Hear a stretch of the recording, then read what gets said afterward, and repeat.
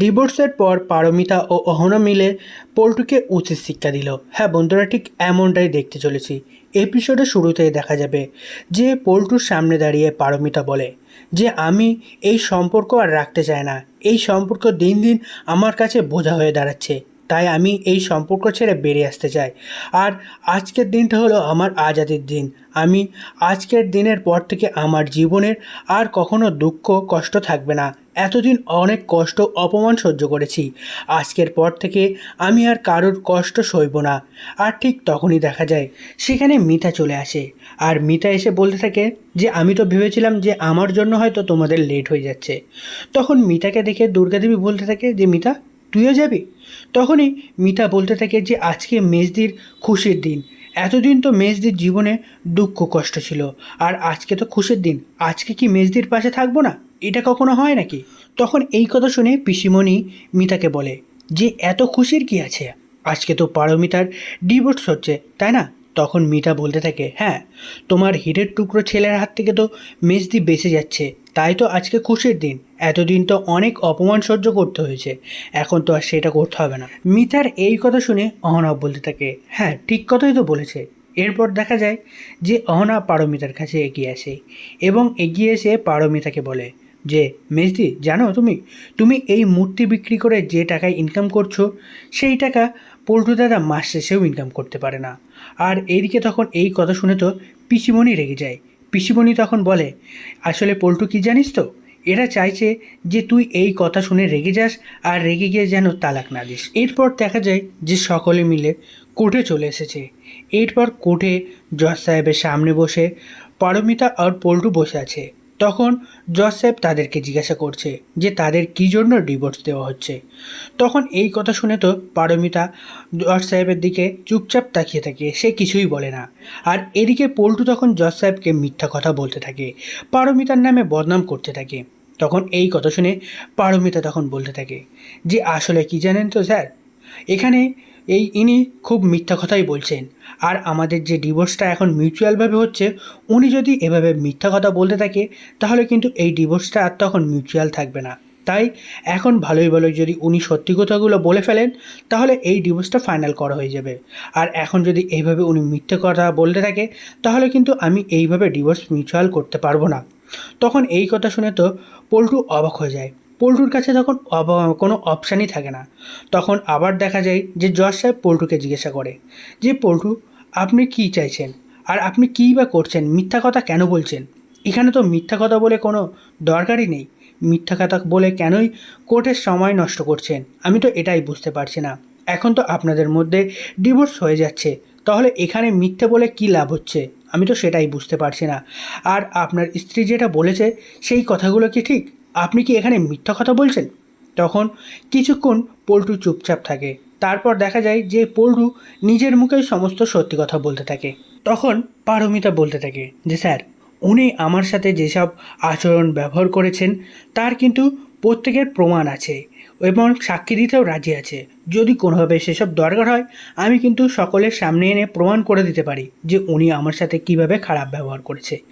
তখন এই কথা শুনে তো পল্টু কিছুই বলতে পারে না, সে চুপচাপ বসে থাকে। এরপর দেখা যায় যে জজ সাহেব তাদের ডিভোর্সটা অ্যাকসেপ্ট করে নেয়।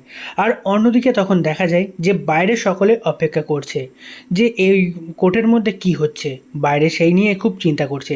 এদিকে পিসিমণি, সে তো খুব চিন্তার মধ্যে আছে।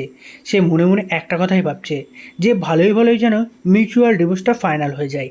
একবার যদি ডিভোর্সটা হয়ে যায় সে পল্টুরকে সাথে আবারও পূজারিনীর নতুনভাবে বিয়ে দেবে। যতদিন না এই ডিভোর্সটা ফাইনাল হচ্ছে ততদিন সে কোনোভাবে বিয়েটা দিতে পারছে না। একবার এই ডিভোর্সটা হয়ে গেলেই তখন সে পারমিতার উচিত শিক্ষা দেবে, কারণ সে এখন সকলের সামনে তাদেরকে অপমান করেছে, তাকে তো এই অপমানের বদলা নিতেই হবে। এইভাবেই সে চিন্তার মধ্যে আছে। ঠিক তখনই এদিকে দেখা যায় যে দুর্গাদেবী অহনাকে জিজ্ঞাসা করে যে না জানি ওখানে কি করছে পারমিতা। পারমিতা তো এমনিতে একটু ভীতু টাইপের, না জানি হয়তো পল্টুর চাপে পড়ে সব কিছু গুলিয়ে না ফেলে, হয়তো চুপচাপ বসে থাকবে। আমার তো এটা ভেবেই খুব টেনশন পড়ছে। তখন দেখা যায় যে অহনা দুর্গাদেবীকে বলে যে মেজদি অতটাও ভীতু নয় যতটা দেখে মনে হয়। আসলে উনিও এতদিন এটাই চাইতো, শুধুমাত্র মিঠাইয়ের কথা ভেবেই তিনি এতদিন এই পদক্ষেপটা নিতে পারেনি। এরপর অন্যদিকে দেখা যায় যে জজ সাহেব তাদের ডিভোর্সের পেপারে সই করে দেয় এবং তাদের মিউচুয়াল ডিভোর্সের এগ্রিমেন্ট পেপারে সাইন করে দেয়। এরপর দেখা যায় তারা দুজনেই বাইরে চলে আসে, আর বাইরে চলে আসতেই তো পিসিমণি পল্টুর কাছে এগিয়ে যায় এবং এগিয়ে গিয়ে জিজ্ঞাসা করতে থাকে যে পল্টু, সব কিছু কি ভালোই ভালোই কমপ্লিট হয়েছে? তখন এই কথা শুনে তো পল্টু বলতে থাকে যে হ্যাঁ মা, সব কিছু কমপ্লিট হয়ে গেছে, ডিভোর্স হয়ে গেছে, এখন আর আমার এই পারমিতার সাথে কোনো সম্পর্কই নেই। এরপর দেখা যায় যে এদিকে তো পারমিতার মন খারাপ, কারণ তার ডিভোর্স হয়েছে। এদিকে আবার সে এটা ভেবেও খুব খুশি হচ্ছে যে আজ থেকে তার আর কারোর কথা শুনতে হবে না, কারোর অপমান মুখ বুজে সহ্য করতে হবে না। এদিকে অহনা তখন পারমিতার কাছে আসে এবং সকলে পারমিতাকে নিয়ে নতুন জীবনের অভিনন্দন জানাতে থাকে। এদিকে সকলে পারমিতাকে খুশি করার চেষ্টা করতে থাকে।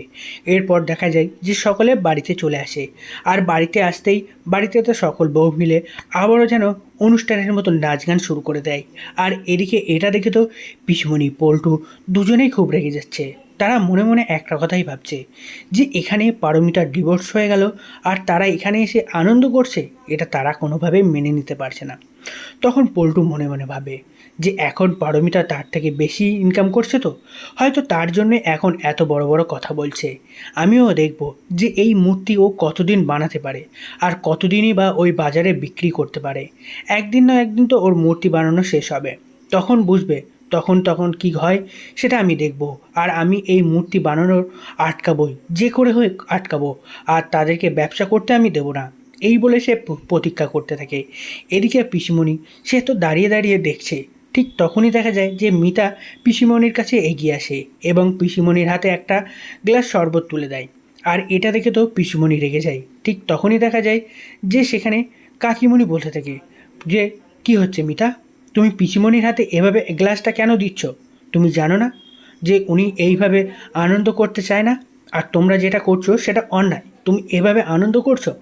এদিকে তখন দেখা যায় যে অহনা পারমিতার কাছে আসে বা পারমিতার কাছে এসে বলতে থাকে যে এবার তো তোমার ডিভোর্স হয়ে গেল, এবার তো আর পল্টু দাদাকে জব্দ করতে গেলে কোনো পারমিশন নিতে হবে না, তাই না?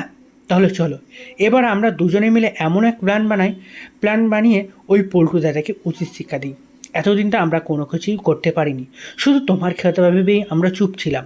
এখন তো আর সেই সুযোগটা নেই, সেই মানে পিছন টানটা তো নেই, এখন তো আমাদের আর কে আটকাতেই পারবে না।